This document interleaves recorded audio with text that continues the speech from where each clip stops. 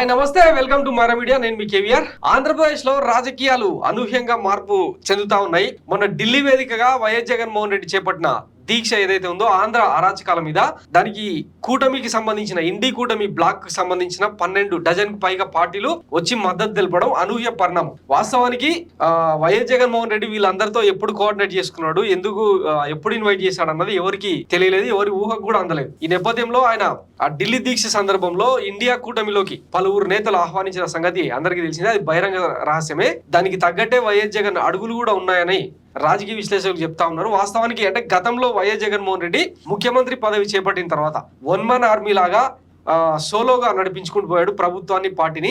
దానివల్ల జరిగిన డ్యామేజ్ ఏంటన్నది ఇక మొన్నటి ఎన్నికల్లో స్పష్టమైంది. 11 సీట్లకు పరిమితమైన నేపథ్యంలో ఆయనకు కూడా జ్ఞానోదయమైన పరిస్థితి కనిపించింది. ఈ నేపథ్యంలో అంటే ఒంటరిగా కాకుండా కలిసి వచ్చే పక్షాలతో కలిసి వెళ్తే భవిష్యత్ ఎట్లా ఉంటుందన్న ఆలోచనలో భాగంగా ఇండియా కూటమికి వైఎస్ జగన్మోహన్ రెడ్డి దగ్గర అవుతున్నాడన్న విషయాన్ని మనం కూడా గతంలోనే రివీల్ చేసినాం. సో పైగా వైసీపీ క్యాడర్ అంతా కూడా గతంలో కాంగ్రెస్ క్యాడరే. అది ఎప్పుడు కూడా చంద్రబాబుకు ఇతర పార్టీలకు వ్యతిరేకంగానే ఉంటది. కాబట్టి ఇదంతా ఏంటంటే ఐడియాలజికల్ సర్దుబాట్లు అన్నమాట. సో వచ్చే ఎన్నికల నాటికి ఎవరు ఏ కూటమిలో ఉంటారన్నది పక్కన పెడితే, ప్రస్తుతానికి అంటే చంద్రబాబు నాయుడు వైఎస్ జగన్మోహన్ రెడ్డిని ఫిక్స్ చేసేదానికి మద్యం స్కామ్ ను, గతంలో జరిగిన నేరాలకు సంబంధించిన స్కామ్లను, వీటన్నిటిని సిఐడిని, మరోవైపు ఈడీని కూడా రంగంలోకి దించుతామని చెప్పి ఆయన నిన్న అసెంబ్లీ సాక్షిగా మాట్లాడుతున్న మాటలు చూస్తుంటే, కేంద్రం నుంచి కూడా ఎట్లాగూ అంటే మోడీ సర్కార్ నుంచి కూడా వైఎస్ జగన్మోహన్ రెడ్డికి సహకారం అందే పరిస్థితి లేదన్నది క్లారిటీకి వచ్చేసారు. ఈ నేపథ్యంలో ఇక ఎట్లాగూ జైలుకి వెళ్ళడం ఖాయమని తెలిసినప్పుడు ఇక ఏ రాయితో కొట్టుకుంటే ఏందన్న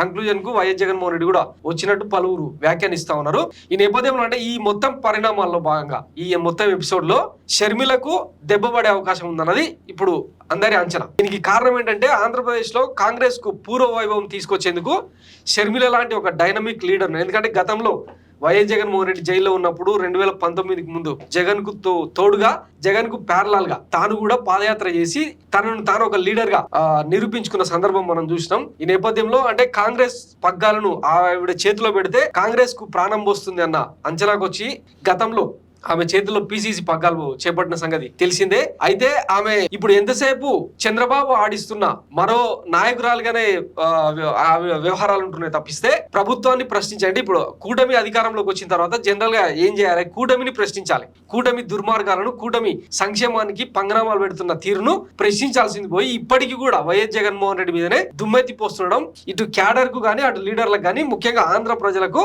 జీర్ణం అయితలేదు. ఈ నేపథ్యంలో హైకమాండ్ ఒక నిర్ణయానికి వచ్చినట్టు తెలుస్తుంది. ఈమె ఓవర్ యాక్షన్ కు రియాక్షన్ కూడా త్వరలోనే చూసే అవకాశం ఉందన్న చర్చలు జరుగుతా ఉన్నాయన్నమాట. సో ఆమెను పిసిసి పదవి నుంచి తప్పించి అవసరమైతే కాంగ్రెస్ నుంచి రిమూవ్ చేసేందుకు కూడా వెనకాడకపోవచ్చు అన్న చర్చ అయితే బలంగా నడుస్తుంది.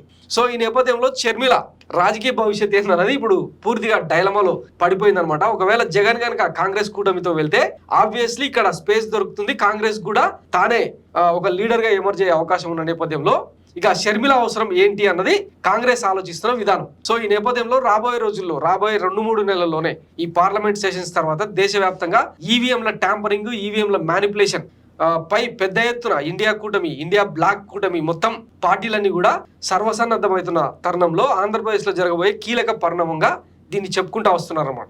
సో ఏం జరుగుతుందన్నది రాబోయే రోజుల్లో చూద్దాం. Thanks for watching Mara media. నేను మీ కేవీఆర్. Thank you.